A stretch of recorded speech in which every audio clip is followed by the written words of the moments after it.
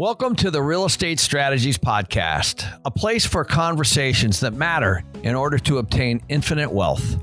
I'm your host, Ken McElroy. This show is meant to keep you updated on what is going on in real estate while getting you on track to have infinite wealth and financial freedom. This episode, as well as all the others, can be downloaded on Spotify, Apple Podcasts, and various other platforms so that you're able to listen on the go. To get my weekly newsletter where we keep these conversations going and explore the trending topics in real estate today, please go to www.kenmcelroy.com/news.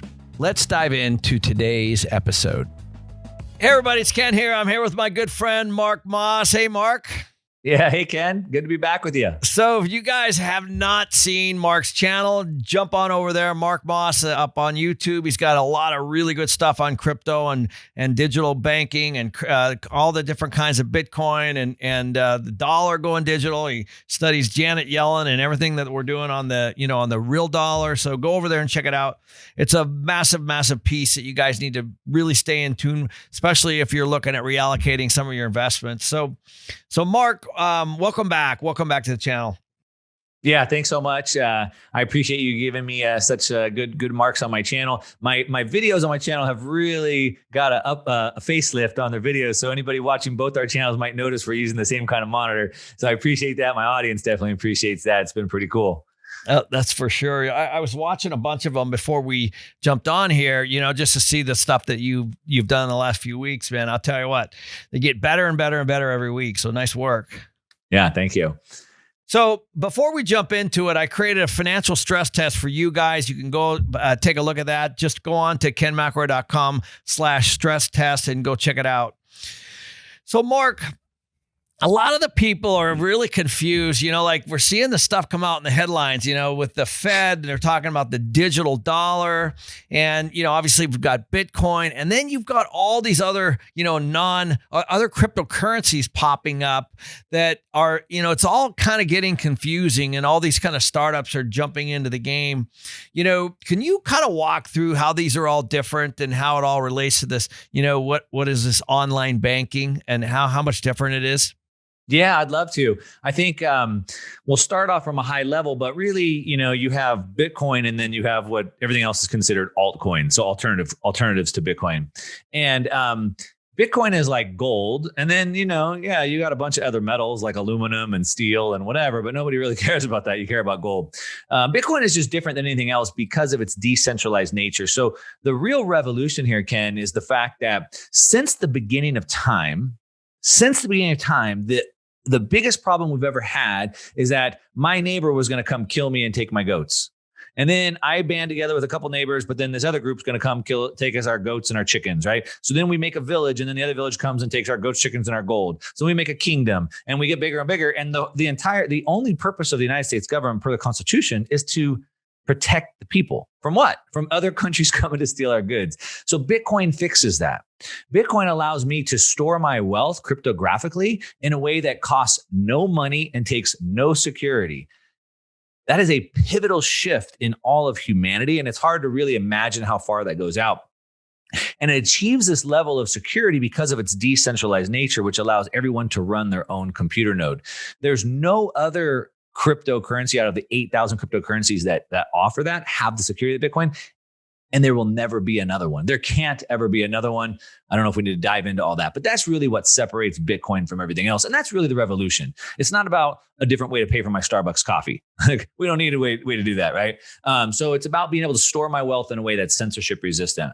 And then that's in direct contrast to, central bank digital currencies, if that's what you want to jump into. Yeah. Well, so that's what they're talking about, because obviously, as you guys know, the Fed likes to control the money supply. And, as we all know, like we're dumping trillions of dollars into it right now and people need the money. But everybody's concerned about deflation. They're concerned about hyperinflation. They're concerned about inflation. All those kinds of things are all happening at the same time. And they should be. Yeah, they should be. But now we're talking about this digital dollar, and it's starting to pop up. And sure. So maybe you can just chat a little bit about that. Yeah, I would love to. So, the problem that we have is inflation, right? So the Federal Reserve prints I mean, they just popped out 1.9 trillion, and already today they're talking about another 3 to 4 trillion. Like, where does that money come from? And what most people don't realize is that every time they print another dollar, the dollar in your bank is worth less. And so they're stealing the value from your dollars. And so you don't have any control over that. And even worse than that, when they print those dollars, they're stealing your value. They give them to their buddies. The people closest to the money supply get the benefits, called the Cantillon effect. And so it's a completely unfair system. They're stealing your labor. They're stealing your energy, kind of enslaving you with that. And so going to a digital dollar, a central bank digital currency, is the same system, but even worse. So it still gives them all the same benefits of creating as much money as they want, enriching their buddies and themselves while stealing your value. But on top of that, it's a digital money. So it's a couple things that are kind of scary. Again, it's one, it's programmable. So when they gave out the stimulus last year, the goal was to stimulate the economy. They're hoping people would go spend that money in the economy. Most people didn't. They saved it. Right. Which is exactly what they didn't want to happen. So, and then some people put it into Robinhood and started trading it. Yeah, that's right. And so they can program the money. So they could say, hey, you get the money till Friday. If you don't spend the money by Friday, it comes back to us. And by the way, you can only spend it here, here, here, but you can't spend it here, here, here. So they could program it. But it gets even scarier than that.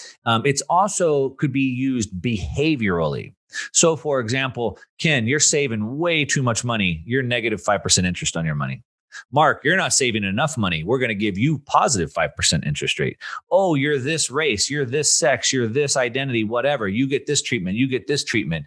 And so through the money, they can control behavior. And that's really where they want to go, which is pretty scary. So they want to be able to inflate it away. And it's almost like if you've seen these futuristic dystopian movies, we don't even have money anymore. Really what we have is the government gives us credits. Yeah, and that's exactly what's happening right now. They can use those credits how they see fit or take them away from us. The difference is when I put my money into Bitcoin, I control it. I have custody. And so nobody can steal it, seize it. And if I want to send it to you, nobody could stop it, block it, or prevent it. And I think it's going to be a good thing for Bitcoin because there's a lot of skeptics on whatever digital money, even though today I think 80% of transactions are done digitally. There's a lot of skeptics on this digital money. And so I think it's going to make it mainstream. And then people are going to go, wait a minute, why does my US dollar, digital dollar, keep losing purchasing power, but this Bitcoin over here keeps gaining purchasing power? And I think it's going to be a big marketing piece for Bitcoin. It is for sure. And I think that one of the things I'd love to touch on that we talked about before is there's a tremendous amount of people, like millions and millions of people that are unbanked. And so let's talk about that because this is a great opportunity for people not to have to deal in cash as you know, and have to worry about all that. They can actually do it through these apps and through digitally, right? Can you talk a little bit about that? Because these bank accounts, it's harder and harder and harder to open them these days. Yeah, I mean, it's such a great point. And if you're in the United States or Europe and you're listening to this, it's hard for you to kind of understand why you would need this because, the dollar is the reserve currency of the world and it's, pretty stable. But the reality is if you live in other countries like Venezuela or Argentina or Lebanon, where your money is going up in smoke overnight, you need to get out of that currency and you need a way that the government can't inflate it away. So there's different needs in different parts of the world. I think the UN reports that there's about 2 billion adults in the world that have no access to the financial system. They're not allowed to join the financial system. And if they can't join the financial system, how can they ever get ahead? So a lot of third world countries, obviously, they're very, very poor, but they can't even get ahead because they can't even get access to banking. So Bitcoin fixes this. It's permissionless. Anybody can download a wallet and instantly have access to the financial system. But it's also, again, there's something else going on here that I'm just going to touch on really quick that I'm super excited about. So Bitcoin has changed things. So how do you send 25 cents over the internet? You can't do it. You can't send more than, $5 is like the minimum, right? You can't do it. How do you send half a penny? You can't. And I was talking to my kids about this last night. They're like, oh, we used to have all these movies. We had all these DVDs. Why don't we have those anymore? Well, we stream our movies now, just like we stream our music. Well, Bitcoin now gives us the ability to stream money, where I can literally be watching your video and as I'm watching it, one Satoshi a second, a second is being streamed to you. We can stream money. And now anybody, anywhere in the world can have this. And the internet has created this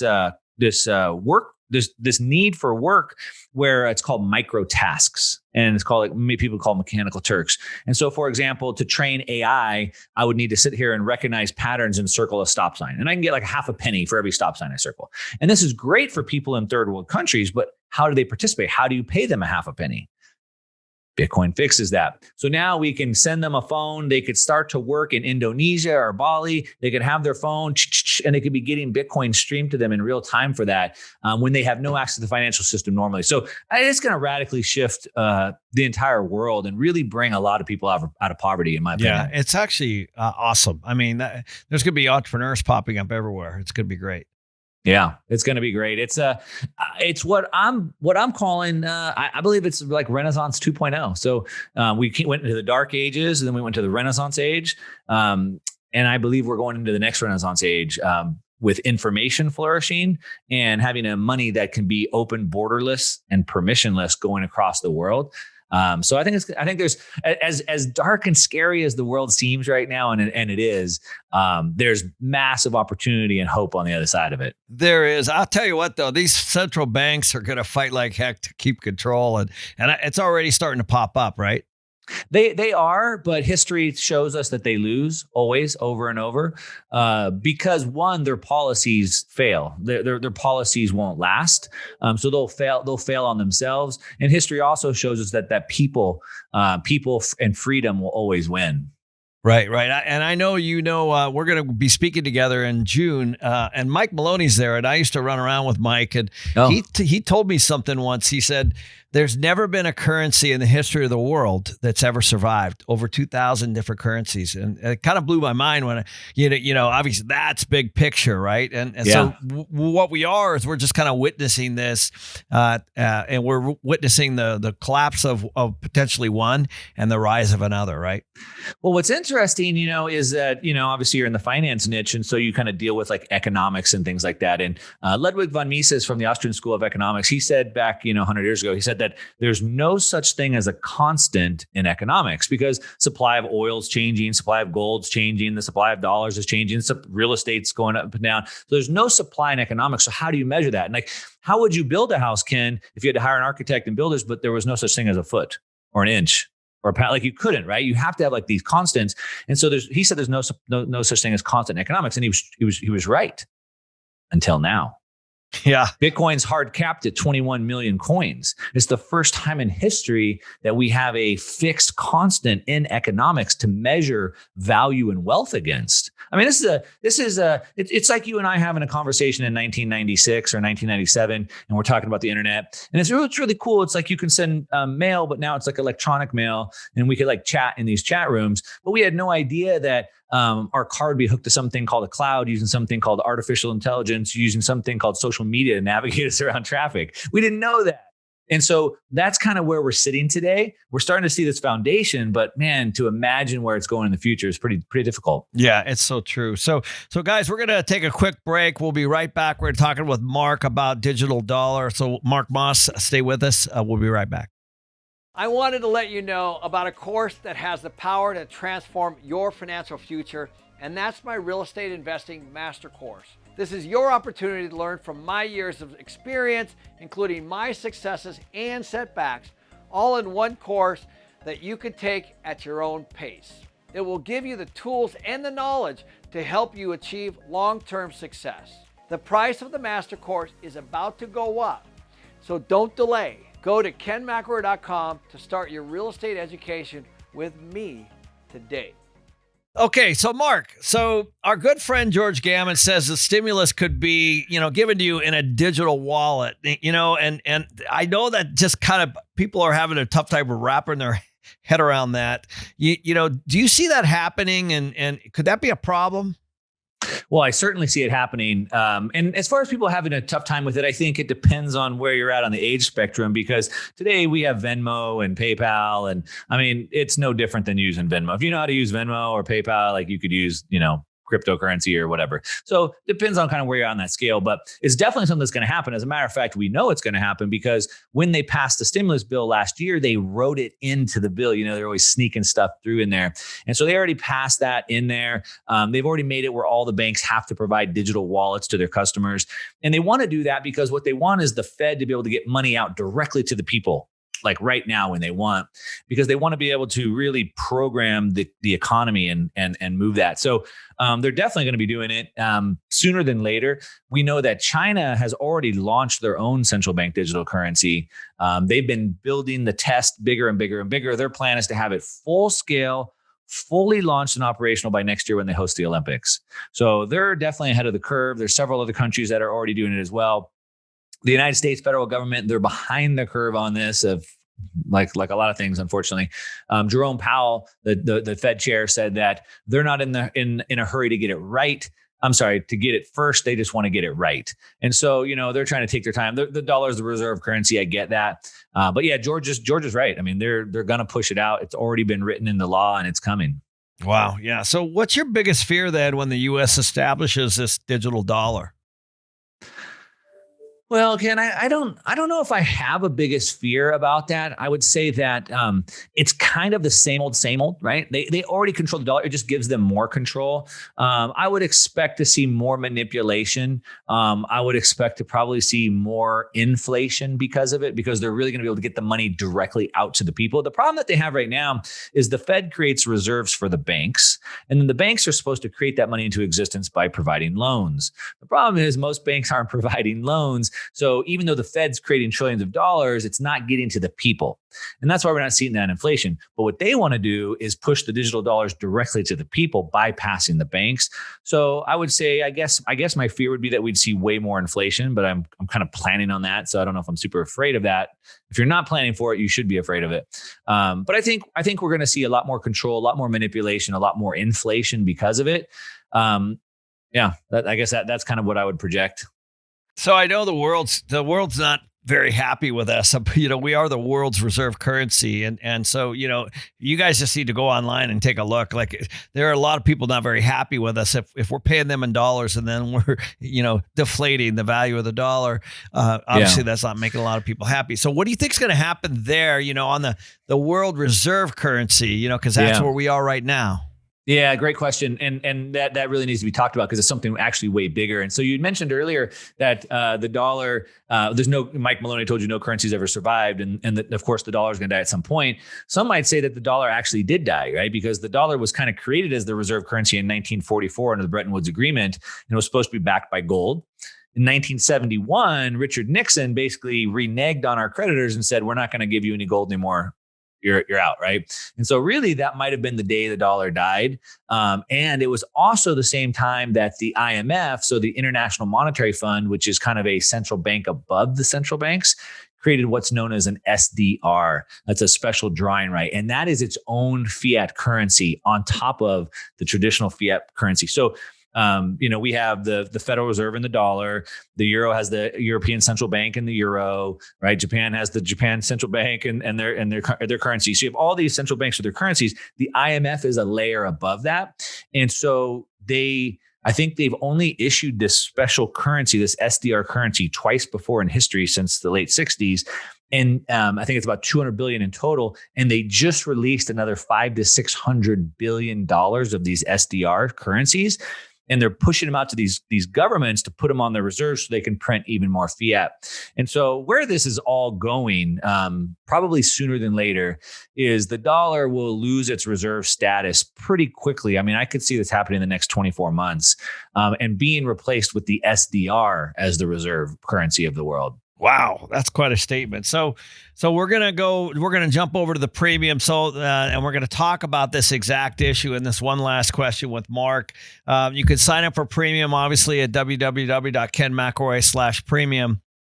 Mark, hey, thanks, man. What a wealth of knowledge, and I appreciate it. I can't wait to chat with you. Once in June, we're going to see each other in a couple months, but also after all those conferences, for those of you guys don't know, Mark's got an incredible channel. Run over to Mark Moss and take a look at the stuff he's done. He continues to just dive into this subject and get as educated as he can. He's flying all over the place, going to these conferences, trying to listen to all these experts.